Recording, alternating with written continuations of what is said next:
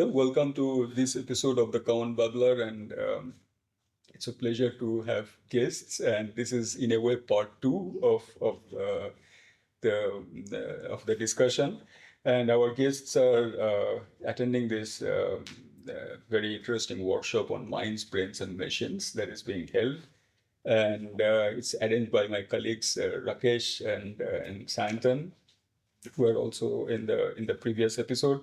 It's always a pleasure to have Tobias reappear in this episode. And I have guests Professor Jooyoung Kim, who's a professor in the Humanities and Social Science Department of IIT Gandhinagar. And Sir Jooyoung Kim's interest is in linguistics, syntax, semantics. And it's a pleasure to have you here. Thank you. And my other guest is Professor Bapi Raju. Professor Bapi Raju is a professor of IIIT Hyderabad. Yeah. So, and also previously, I think, professorship in University of Hyderabad. Yeah. So it's a pleasure to have you here. Welcome to this episode. So I wanted to ask you that so I understand that the IIIT has, and also your subject at IIIT is probably more leaning towards computational aspects of neuroimaging.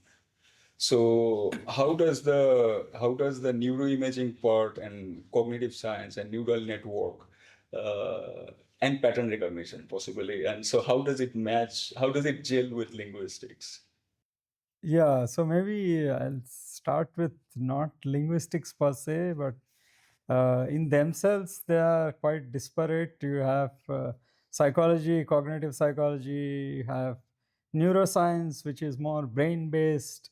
So, and then you have AI, pattern recognition, more computation. In that sense, our institute as well as my work has been a nice, the title of this workshop in some sense summarizes minds, brains, machines. And so I've had interest in all of these. I started out as a computer science, mathematics person. My advisor was a computational psychologist who was interested in cognitive modeling. So that was what my training was. Along the way, I felt it's important to also do experiments, because then you have the idea where this data is coming from. So I sort of learned behavioral experiments, and then we had the access to do neuroimaging. So I said, okay, let me extend this empirical investigation using neuroimaging. So this was all outside India. And then I moved back to India a long time ago.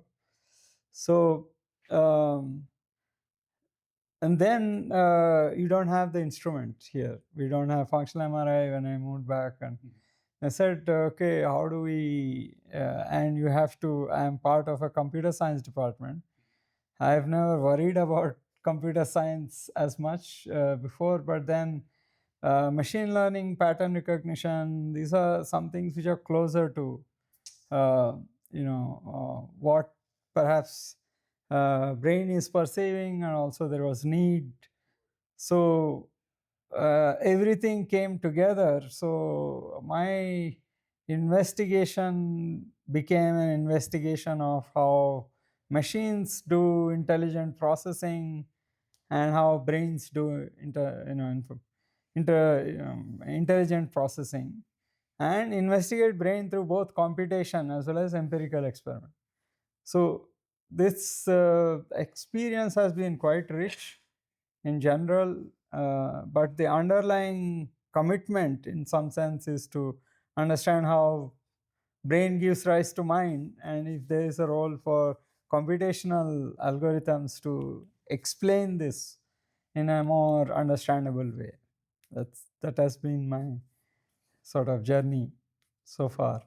So in that sense, this is a nice place we are at this workshop. where both the audience, I mean, most of the, I was talking to the students, also come from different backgrounds.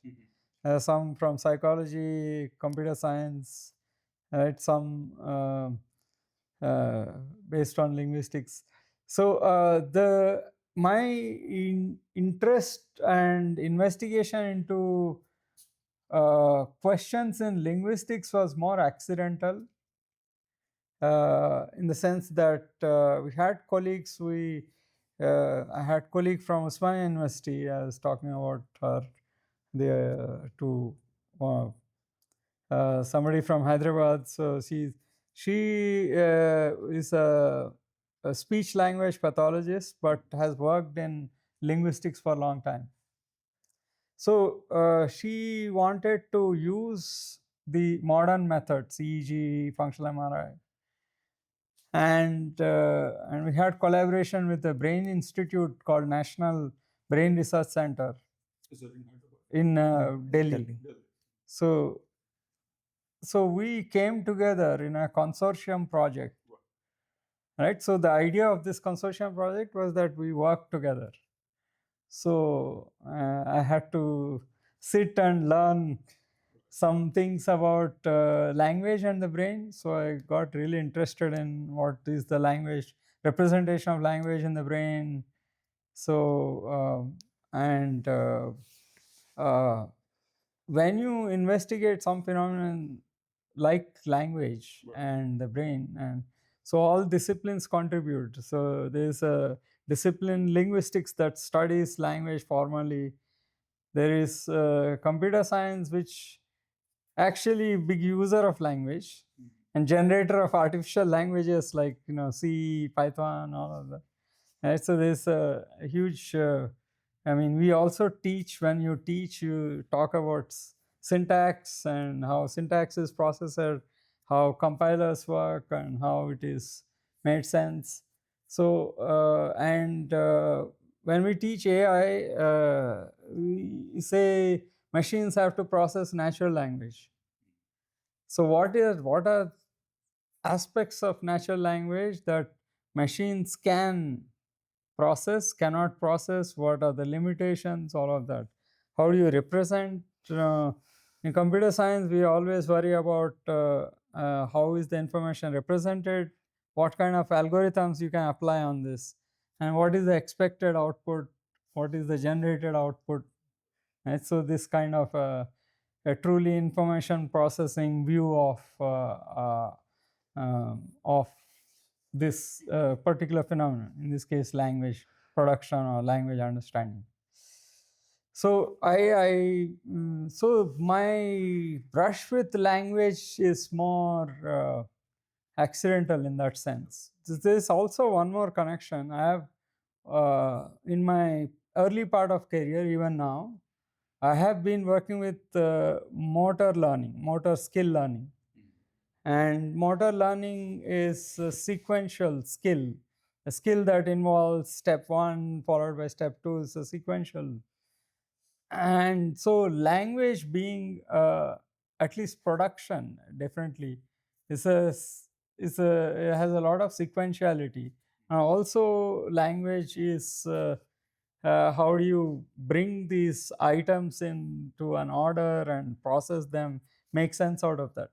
So I felt my experience with understanding motor skills is a natural preparation for going into some aspects of language research. That's the long-winded explanation of how I got into this language. Is it? I think you studied literature before, or is it? No, it was from the linguistics. Okay. From the bachelor's, yes. Okay. Yeah. Okay.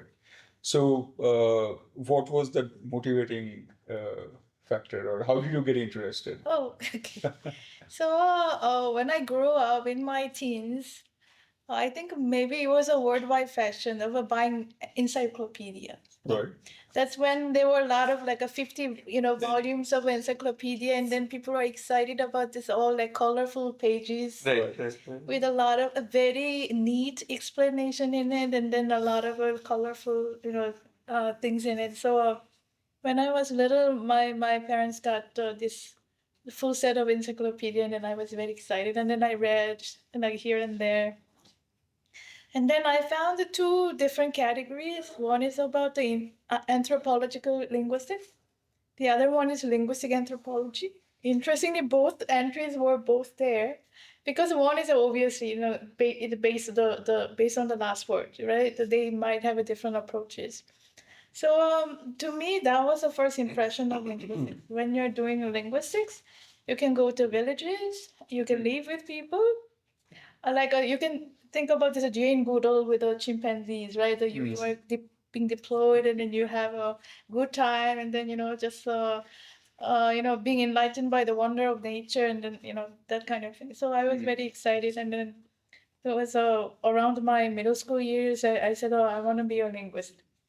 Not knowing that, that was not the major part in, at least in South Korea. I grew up in South Korea. I finished my master's till then I was in South Korea. So when I got into the university, I was like, oh yes, I want to be a linguist. And then actually my admission is not directly to the department. It was like I was part of the batch to the school, and then out of the competition, I had to choose my department. So I was like, what should I do in linguistics? People are like, oh, this is not very competitive. You can and then once I knew that this actually in my department at the time there were more semanticists. So people who are working on the language, a little philosophical, what is a meaning? If we just are talking about what is stood by the sum of the forms or the word, what does it mean? Because of course, we are using the language very fondly, and then in a very great familiarity, because this is our skin. So without the language, we cannot imagine how our life was. But when we are really thinking about, what is a language, how the meaning works. So if there is a item or there is a word, and then what actually that means, and then you can imagine, you can see there are a lot of things brought in. So, for example, about what should I say, mangoes. Okay, we can imagine this are some of the very sweet item that we are enjoying around this season. But at the same time, it brings our experience of having mango, and then suddenly we get our mouth become a little watery. Right. If you had a bad experience with the mangoes, maybe that could be a little different. And also, maybe this image of mango might be vivid among these Indian people compared to South Koreans, for that, because that is not the native item there. And then also, in addition to these, some of the sensation you brought in, and then the referent, the word is indicating. There are many other, encyclopedia or whole life related experience we have. So I was very much enthusiastic about that. And then when I decided to go to the US, because I thought there must be more semanticists in the US compared to Korea. It was right, and then I enjoyed my life. And then actually I could have a chance to do some language documentation. So that I just had the circumventing the way, and then to get to this documentation. So my department had the some program with a Fulbright. This was in the University of Delaware. University of Delaware, yes. So we invited one person annually from some community which is suffering from endangered, in maybe not in terms of the population so much, but the language is dying. Then they were invited, and we did the language documentation. So there I learned theory, and I learned the experience, mainly from Arild, who was the main guest. And then also I learned, yes, the practice, how to use a language, because in theory, I can see some syntactic theory is beautiful in the sense of this logical completeness. But the next question is, but we are supposed to analyze a language. Does the theory make sense? Does it explain enough? Does it make a prediction enough? So yes, and then that was a good period for checking out how the languages are out there, and then what kind of theories are there burgeoning in the U.S. And then so that's how I finished my PhD. Yeah, that was a long answer. Sorry. No, fascinating. I mean, it's kind of interesting that these the study of linguistics and some of it is situated in the more like technological universities in IIT Gandhinagar or the IIIT. So this might be a very almost a naive question. So we were talking about in the previous episode about the universal grammar. And it came up, and I was wondering about and wanted to ask about the computer languages, or at a certain abstraction level, even I don't know if it's even true to think of mathematics as a language. Is it, or is it not, or is it? Do the idea of universal grammar apply to this kind of structures? No, universal grammar is about natural language. Mathematics is not nobody grows up speaking mathematics. Right? But there is one interesting bridge to what forgot your name, sorry, said is that so computer scientists are talking about algorithms, obviously, but algorithms are not part of the brain. So algorithms nobody knows how an algorithm is processed in the brain. Nobody. There is some hypothesis. This is like the actual IA we have. So it's an artificial neural network that is based on what people thought neurons in the brain were working, on neural networks in the brain were working. So you have activation threshold and connection weight, and that much they implemented into the machines. But this is not all how computation works. So it's not at the point it was. At that time, it was clear to everybody that neurons are the computational units, and today in artificial neural networks, an artificial neuron is one computational unit, had two states, 1 or 0, and that's it. So number one, biology has evolved since the 80s. We know more about the neuron now than we did before. It's not like uncharted territory. There is life within the neuron. And artificial neural networks have never gotten an update from biology. And we know that there are certain properties of artificial neural networks that don't exist in the human mind, like layers of neurons. Nobody's ever found layers of neurons in the brain, backpropagation and that kind of thing. So, but artificial neural networks was one idea, but just one possible hypothesis of how an algorithm could run in the brain. Now, there are other hypotheses of how that could run in the brain. So there's one guy, Galistel, who has a hypothesis that it is at the not at the molecular level. Right, that it is at the that units much smaller than neurons carry out computations, so at the molecular level. And okay, so just what I want to say, that everybody believes that there are algorithms running in our brain, right? But nobody knows where and how they actually run, right? So computer scientists researching algorithms are researching not about the brain, they're researching about the mind, right? So you cannot take a picture of an algorithm. You can draw an algorithm, but there is no natural. You cannot see, smell, or it's not a material object, right? But nobody believes that an algorithm is doesn't exist or is a fancy hypothesis of philosophers. So everybody believes that algorithms are real, right? But now we know. I mean, computer scientists talk about what they are and how they work, and we know they work in the brain, but we don't know how they work in the brain. Yeah, I agree. I mean, I remember the early works of Boffield, I think, when studying the the neural network, and one of the criticism is that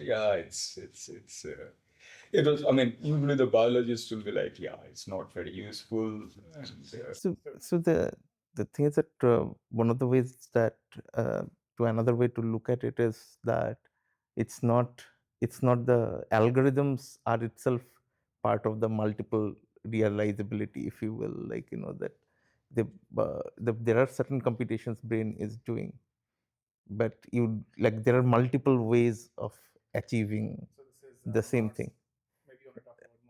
Right. So like but there was a vision scientist, unfortunately taken very early, like at the age of 32 from us, David Marr. He like his computational approach to vision. He wrote that book and he had some very beautiful papers. He basically started almost, I'll say, kickstarted the entire field of computer vision as well as vision science itself, as we know in neuroscience or psychology.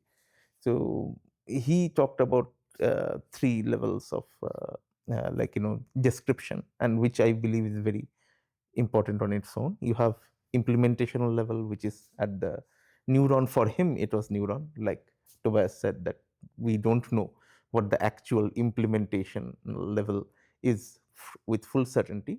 Then he had another level of description, that is algorithmic level, and then on top of that you have computational level.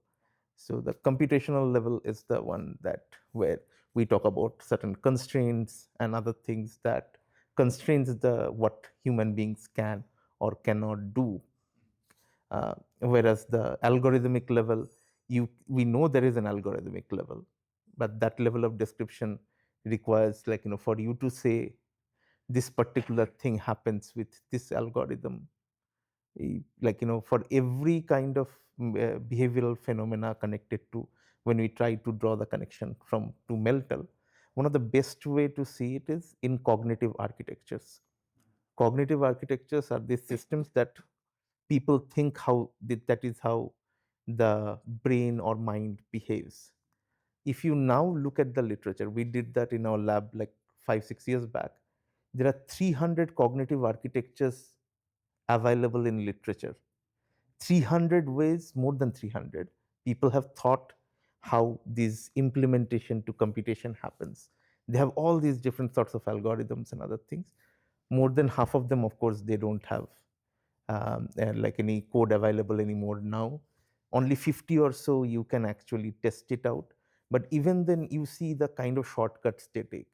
Everybody wants to talk about the higher level stuff, but how do you come from perception, like sort of sensation, to cognition? Like hardly anybody talks about language. They imagine something. They will say there are some production rules. That's it. Black boxes in black boxes. So all these architecture are based on binary inputs, or not necessarily? Not necessarily. There are some of them are fully symbolic. Some of them are completely connectionist. Some of them are hybrid. So out of these 300, I'll say hybrid forms like around 40%, symbolic forms about 20, rest of it completely connectionist. Maybe you want to explain what multiple realizability is. You just gave an example, but maybe for the audience. Yeah. So I think, like, please, like you spoke So about very this last. simple. So that's a very simple example is like you have an algorithm. You write an algorithm there. So you have boxes on a piece of paper. So you have a square box, you have triangles, you have rounds, and they mean something in an algorithmic, in what people have conventionalized as an algorithmic language. Okay, but the thing is not material. Nobody can take a picture of it. I mean, you can take a picture of what you draw, but the algorithm is actually running. Nobody can take a picture of it. Okay, that's an algorithm. Now, if you want to make an algorithm real, if you want to have it run, you first have to implement it in a computer, in a programming language. So there are a number of programming languages. They all have different workings, like Fortran, C++, BASIC, what have you, Python or what have you. And you can implement any algorithm in any programming language, right? So otherwise, the programming language is bad if you can't implement some. Okay, so they all do the same thing, but they do it in a different way. They're not the same. And once you've picked a given programming language to implement your algorithm, you have to pick a physical machine on which you will run your programming language. Your programming language alone doesn't do anything; needs a machine to run on.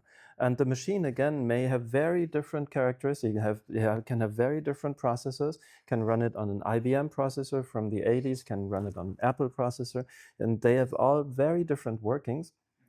But the thing is that the result will be identical.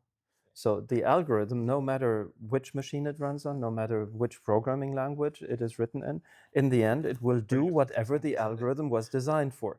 So the multiple realizability is a physical difference, but functional identity.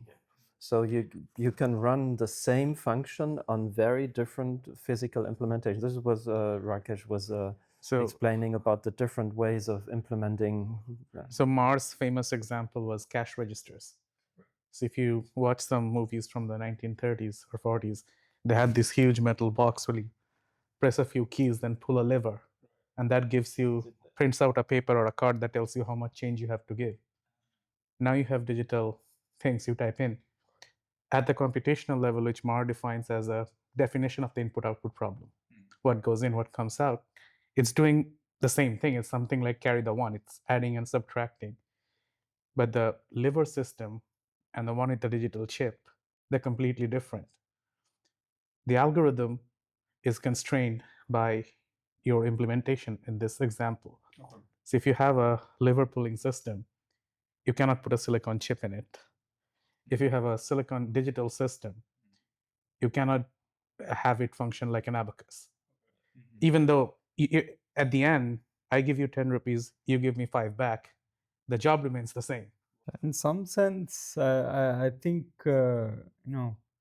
coming back to, do we, what is the commitment for AI, artificial intelligence, going back to 50s when people came together. The idea was that you have cognitive scientists, linguists, and computer science. They realize we are all working on the same understanding about how I'm, for lack of for simplicity, I'm saying how brain gives rise to mind. But along the way, I think if you look at the trajectory that AI has taken, right? If you look at the one of the first Turing prizes was given to Newell and Simon. Yeah. Alan Newell and Herbert Simon were the father figures for their proposition, for their proposal that the intelligence is about manipulating symbolic representations and algorithms that work on symbolic representation. We have production systems, expert systems that are direct product of this thinking. And that beginning, you see that you have pushed away the origin. Where is this intelligence that you're trying to mimic? At least one example of an existence proof of there is something intelligence, it's us or biological system, right? Somehow that commitment was put because artificial neural networks and today's artificial intelligence has no symbols. It's non-symbolic. Right. Although I think so yeah, that's coming back somewhat. Being symbolic means you have a specific vocabulary to address a task. You have a task and you write your task in a specific vocabulary, which is different from your neighbor's task. But the basic claim of artificial neural networks is the only computational unit you have is a neuron, and whatever is computed by your machine is irrelevant. So that computes memory and vision and language and whatever. It's always the same computational mechanism, and there are no specific vocabulary for language, vision, audition, and so on. And that's the opposite of what. Yeah. So along the way, this connectionist revolution has sort of tried to reconnect this movement to something like a brain-like substrate that gives rise to, and then people came up with these terms. Oh, there is a symbolic and a non-symbolic, or a and then there is a period when people talked about hybrid system, where you have a neural network. So I remember this very interesting article written by I forgot the name, Steve Harnad, Stephen on the Harnad. symbol grounding problem, Right. So now we have this production system, expert system, all of this. The atom there is a symbol, right? Like you have a car, it's already there. In lexical terms, in whatever terms it is available. But the people ask the question, where does this car come from into your system? What is the origin of this, right? And then how is this grounded in the environment, grounded to reality, right? So he raised this question of where are these symbols grounded? And somehow the connectionist revolution had an answer and said, oh, these take the stimuli, like your human cognitive system takes stimulus from a real world process, and then you have an idea of a cat, right? So you have an input layer that takes the natural stimulus, processes, and you have a classification layer or a categorization layer that selectively activates one output than the other. And this output is cat, and you show an image of a cat, there is a category of, that category lights up. So, and now you have the symbol available, and can you now use this to do higher level One thing I was thinking that, so algorithms can now do some amount of natural language processing. Is that, does that contradict this philosophical underpinning, or it doesn't? There is a difference between being able to achieve a result and being able to mimic the natural system. So we know for sure that the modern technology, like Google Translate, right, does a fabulous job in translating. It's getting better and better, and so on, right? But we know for sure that the human does not work like that, right? So there is a difference in building a machine that serves a specific purpose, and it's all nice and fine, and everybody is profiting from that, and that's all okay. But that doesn't mean, if you have built a machine like that, that doesn't mean you have discovered how the human works. And science is about discovering how nature works. So a linguist wants to not just to know what comes out of the mouth, but also how it is produced. Yeah. So large language models are fabulous. I mean, we're all baffled of, they're very recent. We're all baffled about how accurate and how good they are, right? They are not perfect, but they are very, very, very good. And but they don't tell us how language works. The other thing is that, like, to bring the point back, like, one of the things is that to say that even artificial neural networks do not have any symbol, that also is not true. Because you see, in modern day, like when we are building computer vision algorithms, we are actually putting selective filters. And what are those selective filters if not like something sub-symbolic?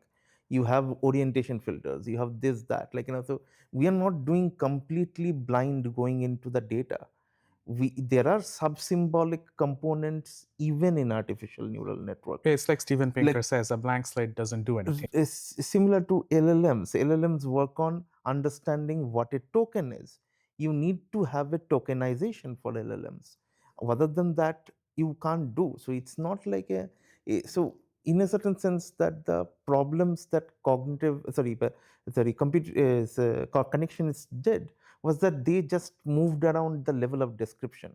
But the fundamental problems of cognition, Like Professor Bapi mentioned symbol grounding problem, and Tobias in his one of his classes spoke about the common code problem, because we know for sure that the visual system works on visual input, auditory system, language system works on corresponding input.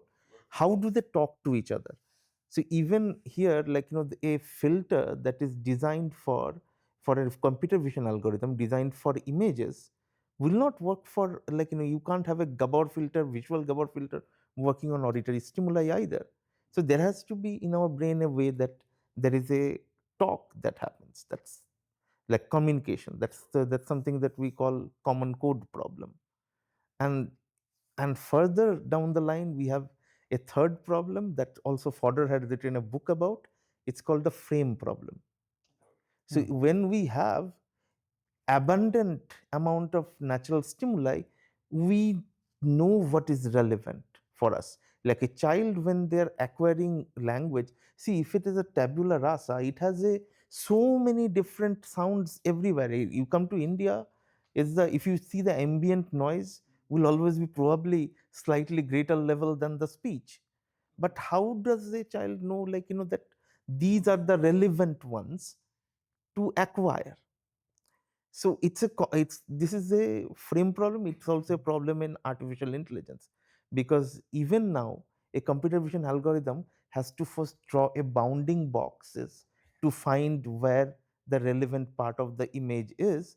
So it needs to be told that before we can go ahead and do it. So I feel that, like, when people have this discussion, we are kind of lying if we do not acknowledge these as problem, very fundamental problems. So with language processing and large language models, maybe Tobias can help me make this point. There are certain things large language models, including ChatGPT, still can't do. So there are these structures in natural language called island constraints, where it dictates sort of how things in a string relate to each other. So if I give you a sentence like the dog is barking, you move the is in the forward, and you can make a question: is the dog barking? Now, if I give you a sentence like the man who is tall is happy, there are two ises. Which one do you move? There are very sophisticated mathematical formalisms that explain why one is can move, but if you move the other is, you get an incorrect sentence. ChatGPT is horrible with this. Tobias? I don't know about that that particular. So has anybody tested ChatGPT on that? Yeah. or- So there's a mathematical linguist at University of Pennsylvania, UPenn, Charles Yang. He does a lot of work on this. There's also some learning issues with ChatGPT.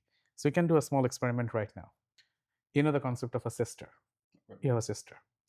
Let's imagine a new concept, a smishter. So a smishter is a sister older than 5, but younger than 10.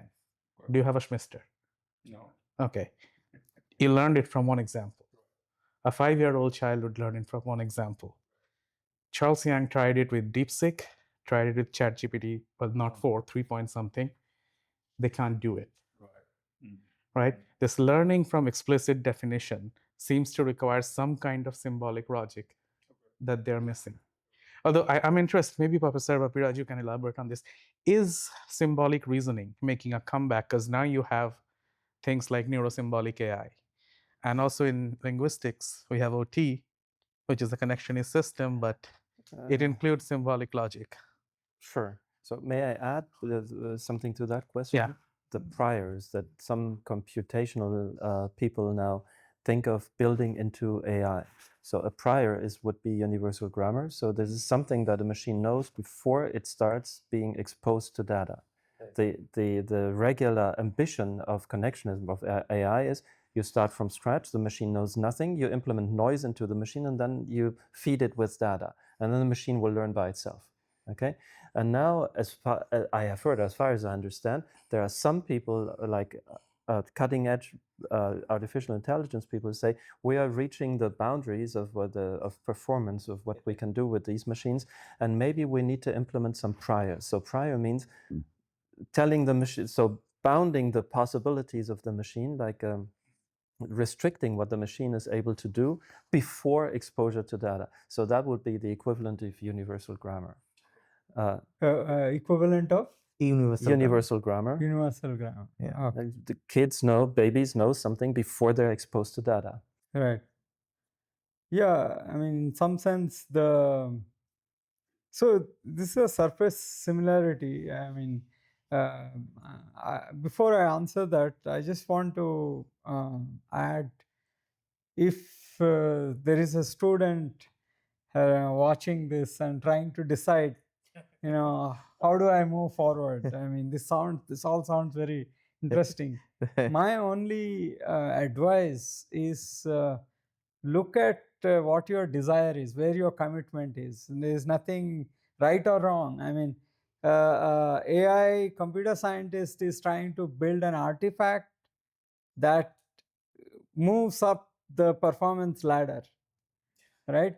And cognitive scientist is not happy just with that, would like to understand how this intelligence is produced, and can I decipher how this gives me an understanding about the brain, right? So you may, it is not that AI is uninteresting, it's not that cognitive science is too complicated, it is where your commitment is and where your desire is, what you want to know, what you want to, right? So that, and then now coming back,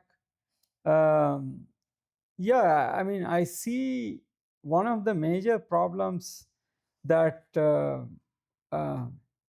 that the current large language models and this idea of a large data set that gives rise to visual recognition or language recognition, that as a, it's quite unlike the brain, unlike how we learn. However, where do you bring the genetic predisposition or whatever this architecture that is built through our development, right? So there is a genetic thing, and that knows, which area is connected to what, and all of this is preset. Now, is that equal to a pre-trained model? Right now, I should not compare from scratch, but this model that is pre-trained. Now, this is where I think you are making a connection. Is that something like a UG endowed organism or a system? And can we, I don't know, it's an interesting idea. But from a technology perspective, that's where everyone starts. I want to build a speech recognizer, take a pre-trained model, fine-tune it for. Fine-tuning requires fewer samples, right? And whether it's a vision recognition, speech recognition, all of this. And about Sam's question about the return of symbolic. Yes, symbolic reasoning. I don't know actually that symbolic reasoning word has a lot of baggage, which I am not very happy with. There's a whole, all the predicate logic and propositional logic, and it's very rich, very nice. However, I think one major problem current is counterfactual reasoning, or what if I do this, and then this counterfactual reasoning is quite difficult for modern these large systems, whether it is deep learning, language models, or all of this. So, and people think counterfactual reasoning is the next thing that needs to be brought. How do we bring it? Do we need to fall back onto symbolic reasoning? There is, of course, rich knowledge about how do you represent and manipulate these symbols and reason about this, and how right now it is not directly compatible.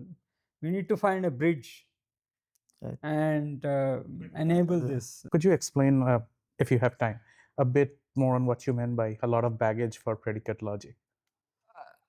So there is so for example the traditional planning literature, right?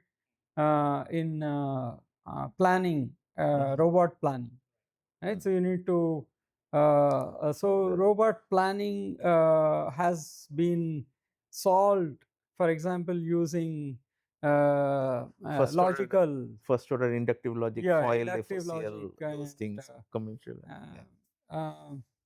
So here the system has to have some prior knowledge about truth values, and people design multi-valued truth systems, but I feel that there's no natural way to fit all of that into the current substrate.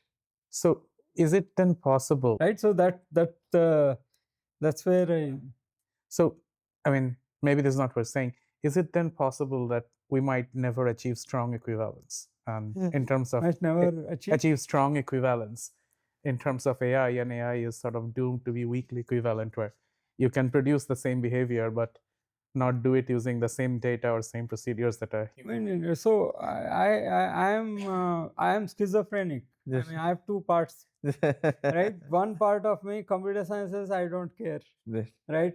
You give me the result, I'm okay, I'm happy. Right. The other part of me worries, Yeah. does it ever give me any understanding about myself? Right. Very unhappy. Right. And I am trying to get on my life with these two people. Right. Another thing that I want to bring back, because what Kim mentioned about what her interest was, like one of the things that cognitive science from its outset, there has been almost a systematic way that, or something that early cognitive scientists kind of did not look at, was the affective parts of human mind and behavior. Like, that always Newell and Simon, everything, like there was theorem provers and other things, but when it comes to emotion and other things, that like there has been research now by cognitive scientists, but for the first 30-40 years it was always about like intelligence, like so sort of this thing. So this is a question to Kim also, like do you think that, like in terms of especially the language linguistics route, can also help us in a cognitive science which is more effective, if you will? Yeah, certainly. It's my background is slightly aligning with the generative linguistics, because my teachers got educated in the 80s, Right. or 90s, or early 2000. But the reason why I really got into this cognitive linguistics more is about that. I really want to analyze the language that I see, and then I want to see how these are working. Right. And then especially, okay, actually my subject changes over time, because so now I'm more into the multilingualism. Right. And then when I got this more into this some of the approaches in cognitive linguistics, but don't get me wrong, cognitive linguistics is not a theoretical framework. This is some approach. Right. There are many different endeavors, many different pathways. Just that though there are some assumptions that we believe that the some similarly to what Tobias mentioned about maybe we can leave things, general things aside to the generative cognitive science, and then we can take care of this what they cannot really answer. So cognitive linguistics general approaches, we want to get aligned with this generative cognitive systems, and then take this linguistic system as at least a sub part of it, or some sub network of it, which is still interacting with a lot of other systems, including the emotion, and then memory, and then cognition, perception, and then many other things. So if we start defining, and then since my background is closer to the semantics, if I define the meaning as not about something that is written in the dictionary, or some of the literal meaning we have, if we define it very lightly as a meaning potential, like a note, or some of the triggering point, which connects us to our experience around it. Then it could be about my memory in my 5-year-old's birthday, or it could be about my memory and then my affects and then my emotion and everything. You know, what you say is very similar to what this philosopher Guillaume Battista Vico used to talk about. Language, the meaning is like meaning is in our affective interests in the world. Like he wrote that in his Neuroscience. It was published, I think, 80 years after Descartes' Meditations. It's a very, like, I feel that a very interesting resonance. Including emotion. I had very quick question to both linguistics. All Three. all three. All three. So, given now you have maybe very efficient speech to speech translation systems, language translation. So, language learning beyond just one language, something that you have to converse in, right? Is that going to go away? There is less stake. For example, I don't need to learn Spanish, and my machine will do if I have to converse, right? I mean, I am also saying this with some amount of sadness because I like learning languages, learning about languages. But looking at this in 5 years from now, when the systems are so good, I go to France, I don't need to worry about this small 30 learn French in 30 days. Is to look at that book and go there. No, not required. The adult thing might, I mean, I hope it doesn't, it might go away, but the simultaneous bilingualism, which is almost automatic, a child doesn't decide to learn a language. It has no option, Right. but it gets into its ears, it's going to learn. So I think you'll all, like in a country like India, even if you try, you can't raise a monolingual child, right? Language teaching, right? There's a big effort. I will defer to these people. So take spell checkers. We were all spell checkers. We were all adults when they appeared, right? So I remember times when there were no spell checkers, or spell checkers that didn't work, or were murky and so on. And I don't know, my students, as soon as they appeared, they said, and I correct spelling in academic work, right? And they didn't take long for them to come up and say, why are you doing that?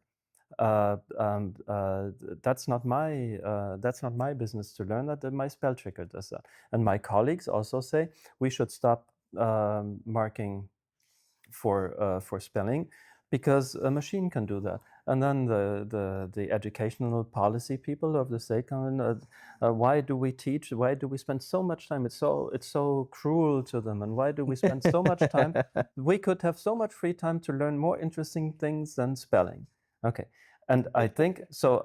That's just technology comes in and is able to do something, and then all the rest will follow. And I think with these Google Translate on your phone and so on, that will do the same thing, and people will always follow that. I mean, there's nothing you can do against technology. I think all these people who believe that. So an argument you could make against spell checking being done by, or spelling being done by machines, is that it is part of your cultural property, of the cultural inheritage of your language, that this is spelled like this and not like that, and you learn that that's part of how people wrote like 2 centuries ago or so. It's part of your culture. Right? That would be one argument, but nobody makes that argument, and I think it will go all down the drain. I mean, it will go up. There will be ups and downs, and it will go back and forth, and so. But the general thing would be liberate our kids from these cumbersome language learning. So many years wasted to learn languages. You put and at some point they will have chips like implemented in your ear or so, or here somewhere. Yeah, and you have a mic here, and you have a loudspeaker here, and then you speak, and then they communicate, and so on. They will be more and more sophisticated, and I think it will go down the drain. One of the ways you can probably argue that your AI will have bad data, like if you don't teach them. Yeah, you The conflict, you mean like they are just putting fight, fight translate in a bad way. I'm a little slightly more optimistic. I agree with you that you will. So actually, human can do a lot of things by automation, right? That is that. Once it might be a little challenging, like spelling checking, but once that stage is getting over, we are very efficient. More than the machine even now. But in a sense, if we don't have a Babel fish, okay, if our translator is staying as is or else only or slightly better, then I think that could contribute in a positive way or in a way of creating some situation for in the multilingual set. So let me tell you. So I'm doing some volunteer work, and then I'm visiting some NGO center for the ladies once a month, and then we are having a communication. So of course I'm teaching them like English, but of course it is not like a one way to that. I'm not saying you should just speak only English. No, no, no. I want to communicate. So I'm picking up. They are fluent already in the Hindi and Gujarati, but I want to communicate. So what I'm using is I'm using Google Translator. I'm just showing that they are doing it, and then sometimes I'm picking them up, and then I'm just trying to translate. And then that was impossible without Google Translator, and then that would be a very big hurdle and then wall for me to get them. But through them, thanks to that, I could do some outreach, and then there I could pick up some words, and then my language is a little developing. So, of course, it might show a little drawback, but the people who have no clue about the language, it will be very beneficial. And also, if people value that, actually, it is a very precious to be able to sit together and then talk in the language that is working mutually. Then I think that could reduce the. I think it's done. Good. So it's really fascinating discussion, and I think I'm really sorry to say that I think We went over time. Actually, today it's supposed to be her talk. Oops. Okay. I apologize for picking you away from the workshop. Oops. But thank you so much. Thanks again. Very fascinating. Thanks for having us, Kalyan. Conversation. Okay.